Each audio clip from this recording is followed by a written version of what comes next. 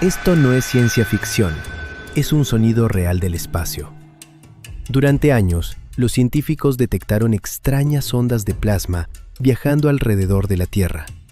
No podían oírse directamente, porque el espacio no transmite sonido como lo percibimos. Pero al convertir esos datos en audio, esto es lo que escucharon.